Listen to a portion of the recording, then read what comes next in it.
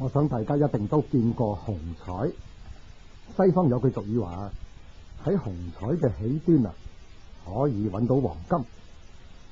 但係事實上當人走到紅彩嘅起頭嘅地方就發現根本就睇唔見紅彩。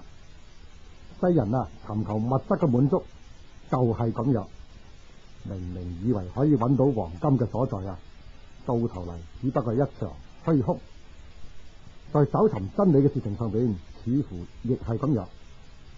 時常有啲特別嘅主張、理論、主義呢一類發生，講話就係真理，但係冇幾耐之後又沉靜咗落去，失去咗佢嘅價值，使人依然覺得一個虛空兩個字。任何尋找真理嘅行動必須要認清一件事情，就係真理必定要同真神有關聯嘅。永遠嘅真理係同真神嘅品性相關。人如果講佢已經知道乜嘢係真理嘅話，呢一個人就一定係認識真神嘅，因為真神係真理嘅源頭。凡係認識真理嘅人，必定會認識真神上帝。唯有真神嘅主宰，先至可以將真理啟示俾人。唯有神所講嘅話，先至係宇宙之中最高嘅權威。由於呢個冇罪嘅神佢不能夠同我哋呢啲有罪嘅人面對面來往交通，咁樣神就必須要使用另一種方法嚟同人交通。呢一個就係藉住佢嘅靈嚟使人同佢彼此交通。凡係記錄真神所講嘅言語嘅書，一定就係一本真理嘅書。唯有佢具有絕對可靠嘅真理，可以開啟尋求真理嘅人嘅茅塞，而且對人類尋求真理嗰種嘅慾望可以滿足嘅。人為咩需要一本神所默示嘅書呢？聖經對於呢個問題已經提出咗一個好妥帖嘅答案。喺以賽亞第59章第2節話：但你哋嘅罪使佢與上帝隔絕，你哋嘅罪使佢掩面唔聽你哋。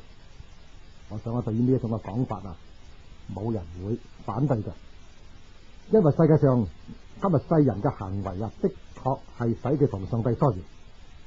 我哋今日喺世界上所睇見嘅，所充滿嘅盡係罪惡同埋可怕嘅惡事，戰爭、流血同埋各種令人頭痛嘅災禍，都唔係上帝原來嘅計劃。上帝並冇創造一種有罪嘅人。聖經話人係照住上帝嘅形象嚟做嘅，或者受造之後一切都美好。人類嘅始祖既然冇罪，故此就冇任何嘅事情可以阻攔佢同上帝之間面對面交通。但係自從罪惡進入咗呢個世界侵入咗第一個人類嘅家庭之後情勢就改變咗。有罪嘅人不能夠再有資格同上帝直接交通。從此以後上帝就必須採取一種同人交通嘅另外嘅方法。有人可能會問人既然犯咗罪自己同上帝疏遠咗啦，上帝為咩仲要揾種方法同人交通呢？為咩唔讓佢哋自生自滅就算數呢？問題係好簡單。喺聖經嘅約翰1書第4章第8節話：冇愛心嘅就唔認識上帝，因為上帝就係愛。上帝嘅品性既然係愛故此就使到佢願意幫助世界上離開佢犯罪嘅人。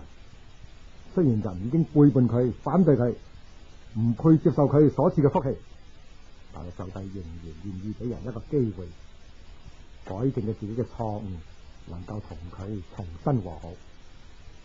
有咩方法比直接將佢嘅旨意寫喺書上邊，以至可以流傳到永久，嚟令世人知道佢嘅意思更好呢？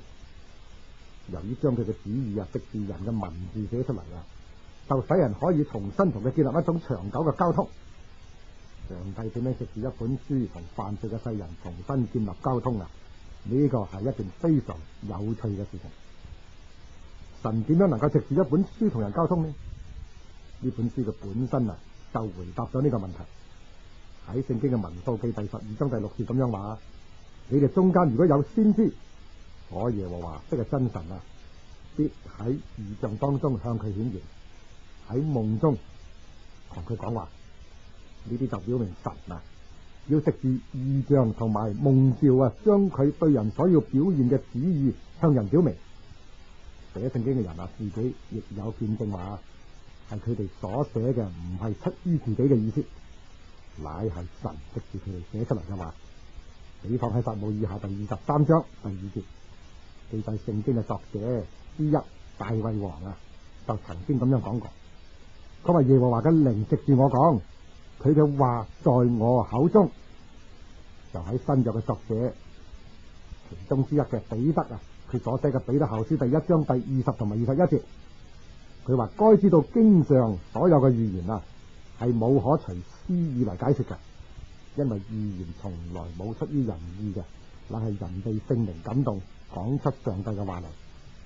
我哋從以上呢種嘅引證睇嚟可見上帝揀選佢嘅代言人，將佢所要向人所講嘅話，喺呢啲住喺黑暗裏邊嘅世界上嘅人可以聽得到。佢有時利用異象同埋夢兆嘅方法啟示人，有時利用聖靈嘅感召叫人將佢所交託嘅話講出嚟。正如大衛王時常所喜歡講嘅話，佢話佢嘅話在我口中。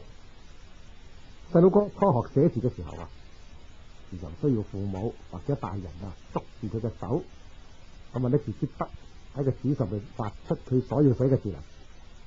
細佬哥嘅手雖然拎住嗰支筆，但係實際幫助佢形成嗰啲字嘅，乃係嗰位教導佢寫字嘅大人。寫聖經嘅原理就係咁樣。雖然拎筆嘅係人，但係寫出嚟嘅信息唔係出於人自己，乃係神藉住聖靈引導佢嘅思想，而使佢寫出呢啲話嚟。世界上有好多嘅哲學家發表過好多關於神嘅理論，但係唯有喺神所默示而寫出嚟嘅真理嘅聖經，先至可以揾到人對神所應當了解嘅話，以及了解神對人所講嘅話嘅真正嘅意思。人所寫嘅嘢時常令人懷疑，而且時常改變，甚至被人推翻。出於神所寫出嚟嘅嘢，就具有一種權威。人所出產嘅嘢係冇生命嘅，但係神係生命嘅賜予者。上帝藉住佢所揀選嘅人作為佢同人交通嘅媒介。喺呢種交接嘅過程當中，人嘅作品就完全同上帝嘅旨意相和諧。正如彼得所講嘅，預言從來冇出於人意嘅，唯有藉住呢種完全由神控制嘅方法，先至可以產生出一本真理嘅書。喺我哋尋求真理嘅態度上面，我哋必須記住呢一個原則，唯有從上帝嗰度嚟嘅書先至係有真理。任何人所寫嘅都不能作為真理嘅標準。有位有名嘅哲學家講過咁樣嘅話，佢話要永遠保持咁樣嘅看法，就係真理有時睇嚟似乎要領你同人嘅意見相反嘅方向去，但係佢最終必定會帶你到上帝嘅寶座之前。咁講，世界上有好多嘅經典每一種嘅經典都講話佢有真理。我哋所要明白嘅就係，的確每一種宗教都有真理，每一種嘅主義學說主張都有多少真理，唔會係完全冇真理嘅，只不過係程度嘅多少嘅分別。但係總會有一本經書先至會具有一切嘅真理。呢一本嘅經書到底係咪從上帝嗰度嚟嘅聖經呢？呢啲就值得我哋去研究。喺聖經嘅使徒行傳16章17章第26節有咁樣嘅話講，佢話佢從一個血脈造出萬族嘅人，住喺全地上。呢度表明受神所默示嘅聖經嘅作者自古以嚟就講出咗一種真理，即係無論人類嘅種族、方言、膚色係點樣嘅，佢哋都係出於一個來源，都係由同一個祖先血統產生出嚟嘅。我哋從今日人類輸血呢件事情上邊可以證明呢一點。人唔論佢係黑人、白人或者黃種人，佢哋嘅血都可以互相嚟通用，只要同型嘅就可以。但係動物嘅血，包括馬騮在上邊都不能夠輸喺人嘅身上。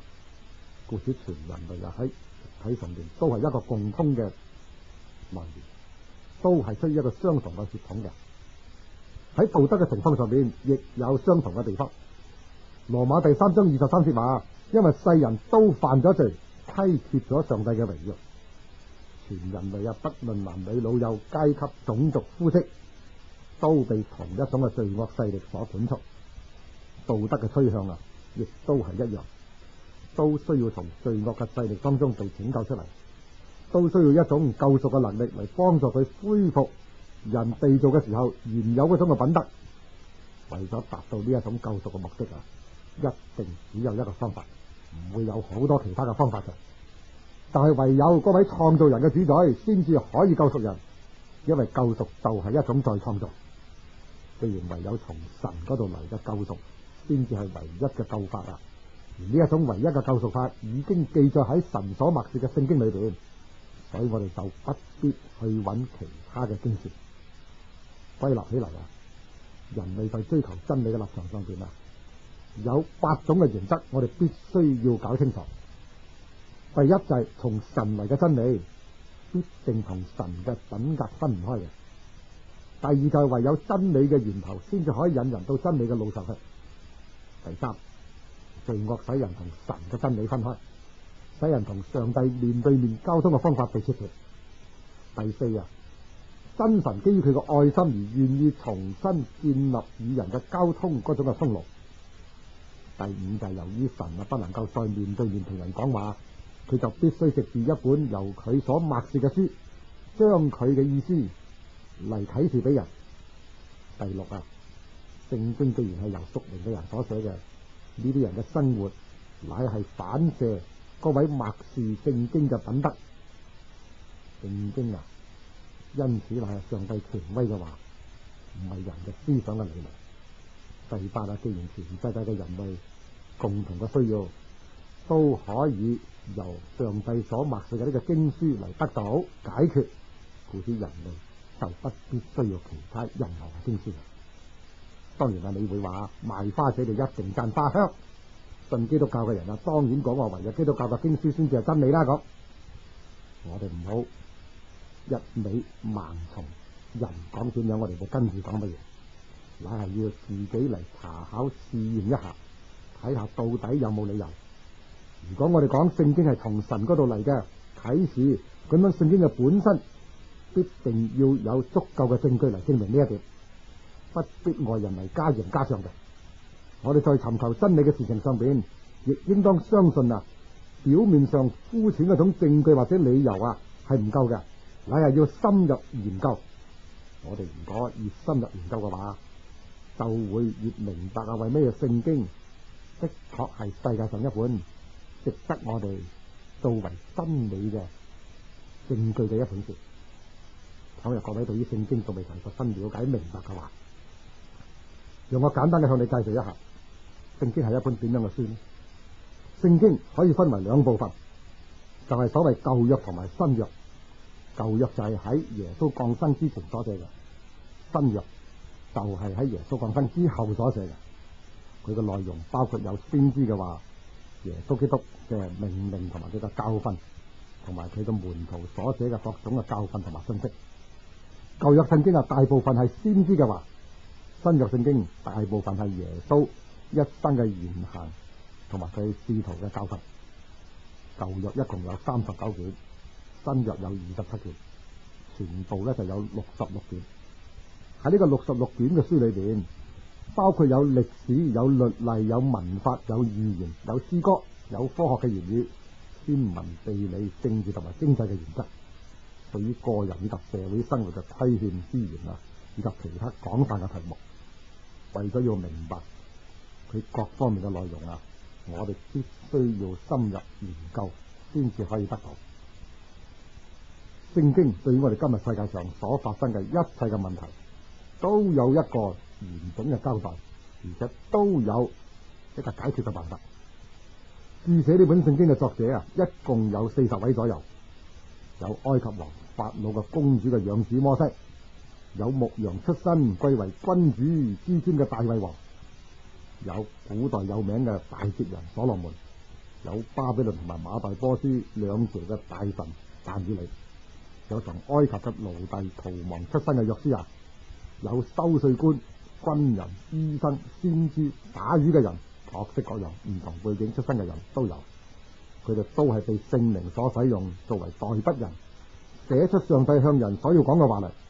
呢啲唔同環境出身嘅作者喺1500年之間寫出聖經各卷嘅書，但係合起嚟彼此和諧，好似出於同一個人嘅手筆。唔同嘅身份、唔同嘅教育同埋職業嘅人能夠喺1500年唔同嘅時間當中所寫嘅書，能夠連貫起嚟，好似一位作者所寫嘅一樣。呢個就證明係出於同一位聖靈嘅感動寫出嚟，先至有呢種嘅結果。聖經喺過去好多個世紀以嚟一直到而家仍然係世界上最流行、最暢銷嘅書，一定有佢特殊嘅理由嘅。神為咩將聖經賜俾人呢？聖經嘅作者之一使徒保羅在佢所寫嘅提摩太後書3章16節就講得好清楚，佢話聖經都係上帝所默示嘅，於教訓、督責、使人歸正、教導人學義，都係有益嘅。聖經係為咗使到人有益處嚟寫出嚟。聖經裏邊嘅教訓係真宗教嘅基礎，佢充滿好多不能抹殺嘅真理，故此能夠適合各時代、各階級嘅人嘅需要。人有時會行差踏錯、依拖偏差，而自己仲唔知道。神為咗引領人歸回正路以免佢一錯再錯，所以就賜俾人聖經，使人可以有一個正確是非嘅標準嚟根據，不必喺世界上隨波逐流，到處摸索蒙查查。聖經嘅教訓不但可以引領人到完全嘅地步，而且可以引領人去行各樣嘅善事。除咗呢點之外佢仲帶俾人有安慰同埋盼望。正如羅馬書15章第4節所講嘅，佢話從前所寫嘅聖經都係為教訓我哋寫嘅，叫我哋因為聖經所生嘅忍耐同埋安慰，可以得到盼望。聽講從前有位東方人被聘請幫助翻譯聖經，佢工作咗一段時期之後就向嗰位請佢幫助翻譯嘅主人呢個真係奇妙嘅書啦。嗰個人就問佢，為咩你會有呢種咁樣嘅睇法呢？佢就回答話，因為佢嘅話好似都係對我講嘅一樣，將我一切嘅境況都講咗出嚟咁。呢位寫聖經嘅主一定亦係做我個主宰啦。冇錯，上帝既然係創造我哋嘅主宰當然佢會最了解我哋，故此佢為咗我哋嘅需要賜俾我哋一本聖經，佢裏邊有充滿我哋喺任何環境之下所需要嘅信息。我哋喺歡樂嘅時候可以從詩篇當中得到同感，去講出感謝，就話如果我哋喺痛苦悲傷嘅時候，我哋又可以從佢嗰度應許當中得到好多個安慰。我哋唔論係喺疑惑當中，或者喺其他嘅境況當中，聖經嘅話都可以對我哋每一個時代各種情況之下嘅人嚟講出合宜嘅話。今日擺喺我哋面前嘅係世界各種嘅混亂、不安同埋災禍，罪惡嘅事情使到人對前途失去信心。邊個都唔知道聽日會有乜嘢事情發生，邊個都對將來好似冇絕對嘅把握。對於每日喺世界上所發生嘅事情，知其然而不知其所以然。對於今日嘅世代到底有啲咩意思？乜嘢先至係解決世界上一切問題嘅答案？呢啲一切都不能夠從人間嘅著作裏邊可以揾到滿足嘅答案。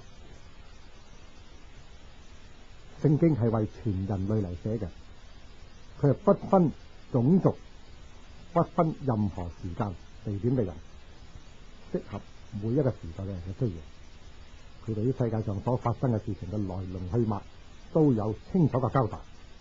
世界上實在冇任何其他嘅書可以同佢比較。世界上嘅人雖然曾經盡情攻擊聖經，譏笑佢，鬥咗佢裏邊所講嘅真理，但係聖經從來未曾被人消滅過。歷史嘅記錄證明過去係咁樣，而家亦係咁樣，將來亦必會咁樣。凡係聽從聖經教訓嘅人，必定可以得到平安同埋福樂。呢個係最珍貴嘅寶藏，係值得你同我去開採發掘嘅。主的道路最好，我雖不能跳，何以憂慮試煉？日日的纏繞，懇求主常戀我，好像煉金療。我謙虛持信託，我的聖救主。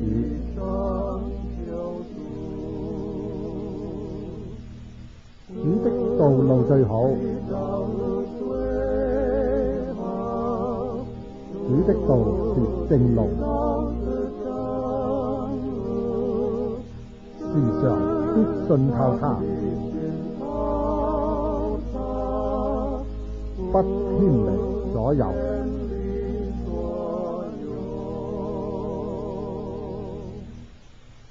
主的道路最好，他預定我路，時常必信靠他，跟着他腳走，或黑暗或光明，他永遠照顧。他是我避難所，恐懼勿臨我。